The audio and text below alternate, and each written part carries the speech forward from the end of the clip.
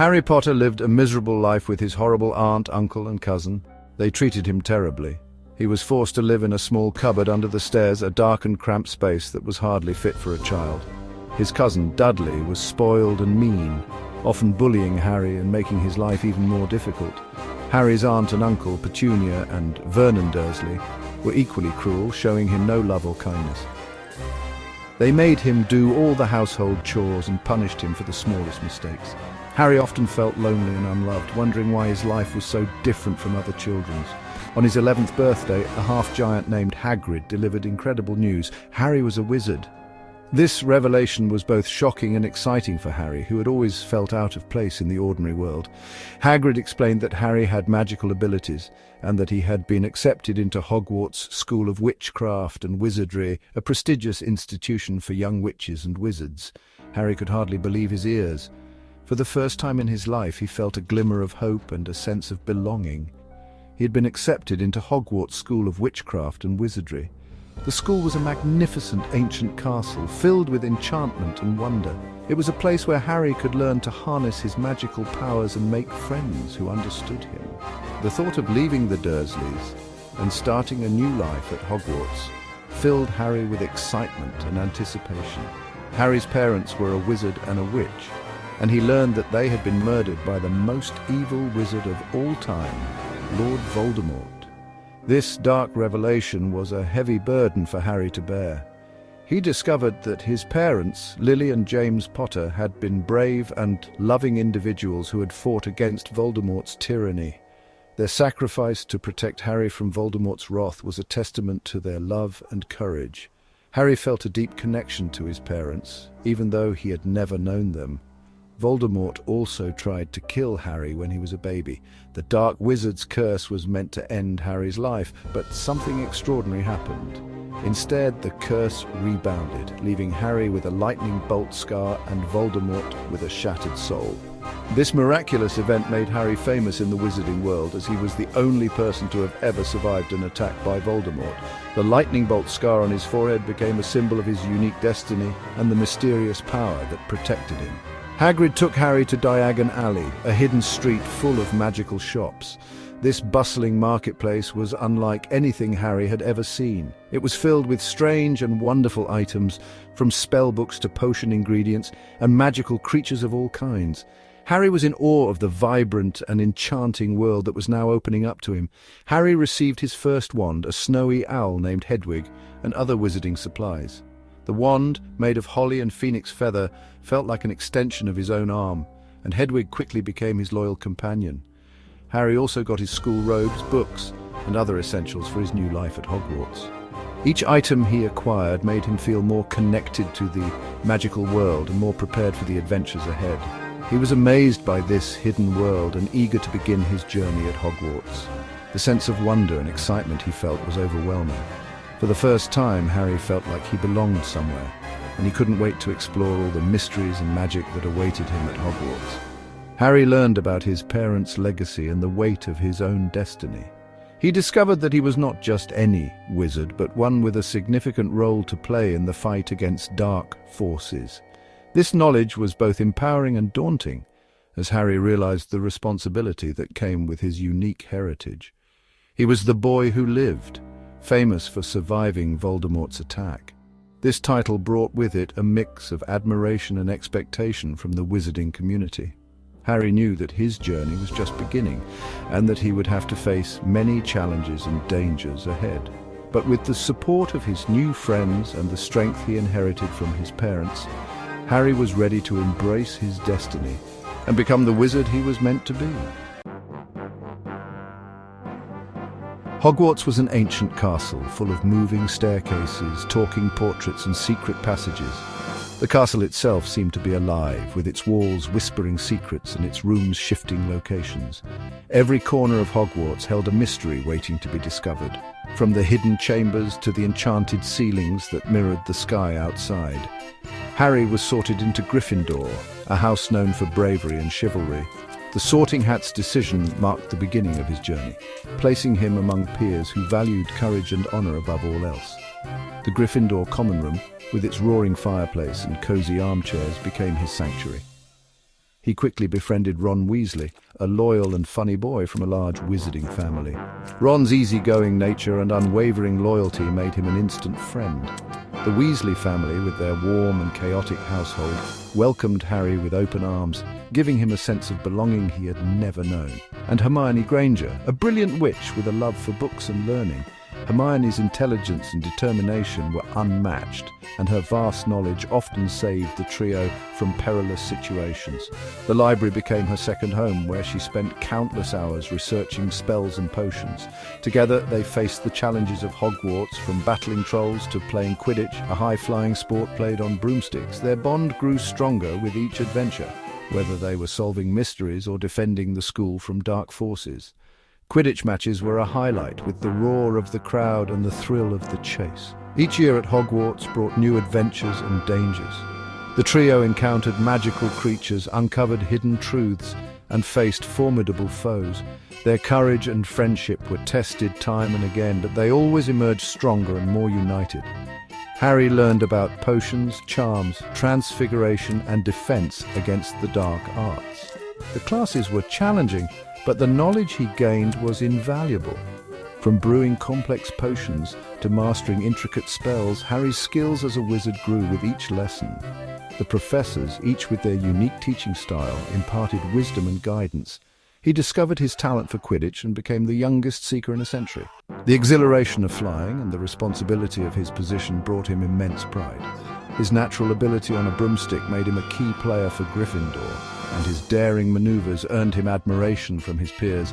But danger lurked around every corner, and the shadows of the past loomed large. The castle's dark history and the ever-present threat of dark magic kept everyone on edge. Harry's instincts were constantly on high alert, sensing the unseen dangers that awaited. And Harry soon realized that his connection to Voldemort was stronger than he could have imagined. The lightning-shaped scar on his forehead was a constant reminder of the dark wizard's influence. As he delved deeper into his past, Harry uncovered the truth about his destiny and the role he was destined to play in the battle against evil. In their first year, Harry, Ron, and Hermione stumbled upon a plot to steal the Philosopher's Stone, a powerful artifact that could grant immortality. They suspected Professor Snape, the potions master, but soon realized that the true culprit was Professor Quirrell, a seemingly timid teacher possessed by Voldemort's weakened spirit. Harry confronted Quirrell and Voldemort in a dangerous underground chamber. He prevented Voldemort from stealing the stone, proving his courage and fulfilling part of the prophecy that connected him to the Dark Lord. In their second year at Hogwarts, Harry Potter and his friends faced a new and terrifying challenge. A mysterious force began to terrorize the school, leaving students petrified and ominous messages scrawled in blood on the walls. The entire school was gripped with fear and uncertainty, as no one knew who or what was behind these sinister attacks.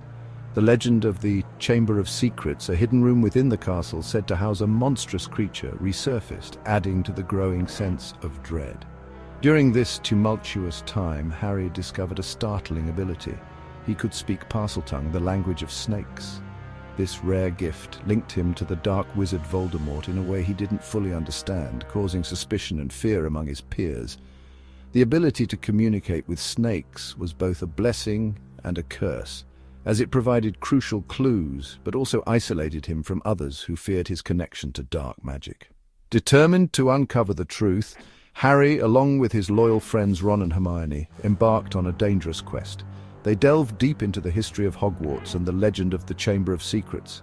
Their relentless search led them to a hidden door, concealed for centuries, which opened into a secret passage. This passageway took them to the ancient and foreboding chamber itself, a place shrouded in mystery and dark magic. Inside the chamber, Harry made a shocking discovery. Ginny Weasley, Ron's younger sister, lay unconscious on the cold, damp floor. She had been possessed by an ancient and malevolent force, a basilisk, a giant serpent capable of killing with a single glance. The sight of the enormous snake slithering through the chamber was terrifying, and Harry knew he had to act quickly to save Ginny and stop the creature. The true mastermind behind the attacks was revealed to be a memory of a young Voldemort preserved within an ancient diary.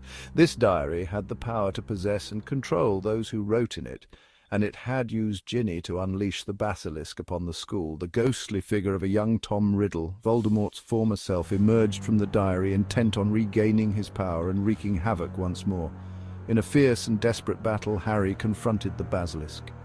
Armed with the legendary sword of Gryffindor, he fought bravely against the monstrous serpent. After a harrowing struggle, he managed to kill the basilisk, but the danger was not yet over. Harry then turned his attention to the diary, the source of the dark magic. Using a basilisk fang, he destroyed the diary, eradicating the memory of Voldemort and saving Ginny. With the diary's destruction, another piece of Voldemort's soul was vanquished, bringing a temporary peace to Hogwarts. Section 5. The Prisoner of Azkaban. Sirius Black, a supposed supporter of Voldemort, escaped from the wizard prison Azkaban. Black was believed to have betrayed Harry's parents to Voldemort and killed 13 people. He was considered extremely dangerous. Dementors, soul-sucking guards, were stationed around Hogwarts to protect the students. They had a chilling effect on Harry, forcing him to confront his deepest fears. Harry, Ron and Hermione uncovered the truth about Sirius Black. He was innocent. The real traitor was Peter Pettigrew, a former friend of Harry's parents, who had been hiding in plain sight as Ron's pet rat, Scabbers. Sirius had escaped to protect Harry, not harm him. Section 6. The Goblet of Fire. The Triwizard Tournament, a dangerous competition between 3 wizarding schools, took place at Hogwarts. Harry's name was mysteriously entered into the Goblet of Fire, selecting him as a 4th champion. He was forced to compete in dangerous tasks, facing dragons, merpeople, and a deadly maze. The tournament was a trap orchestrated by Voldemort and his followers. Harry and another student, Cedric Diggory, were transported to a graveyard. Cedric was murdered by Peter Pettigrew, and Voldemort used Harry's blood in a dark ritual to regain his full body. Harry narrowly escaped, returning to Hogwarts forever changed by the experience. Section 7. Dumbledore's Army. Voldemort's return was met with skepticism by the Ministry of Magic, the governing body of the wizarding world. They refused to believe Harry's story, painting him as an attention seeker. Professor Umbridge, a cruel ministry official, was appointed Defense Against the Dark Arts teacher at Hogwarts. She refused to teach practical defense, believing that Voldemort was not a real threat. Frustrated by the lack of preparation, Harry, Ron and Hermione formed Dumbledore's Army, a secret group of students who practiced defensive spells. They learned to fight, knowing that a confrontation with Voldemort and his Death Eaters was inevitable. Section 8. The Hunt for the Horcruxes. Dumbledore revealed the truth about Voldemort's immortality. He had split his soul into 7 pieces, called Horcruxes, and hidden them in various objects. As long as the Horcruxes existed, Voldemort could not be killed. Dumbledore believed that Harry was a Horcrux, created unintentionally the night Voldemort tried to kill him. Harry and Dumbledore embarked on a dangerous quest to find and destroy the Horcruxes. They faced many dangers, and Dumbledore was tragically killed by Severus Snape, a double agent working for both Dumbledore and Voldemort. Harry was devastated by Dumbledore's death, but more determined than ever to defeat Voldemort. Section 9. The Final Battle. Harry, Ron and Hermione left Hogwarts to find and destroy the remaining Horcruxes. They faced countless dangers, relying on their wits, courage and friendship to survive.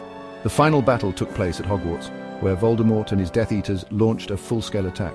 Harry confronted Voldemort in the Great Hall, and their wands connected in a final, epic duel. Harry learned that he was the true master of the Elder Wand, the most powerful wand in existence. When Voldemort cast a killing curse, it backfired, finally destroying him. Harry emerged victorious. The wizarding world was saved, and he was finally free from Voldemort's shadow.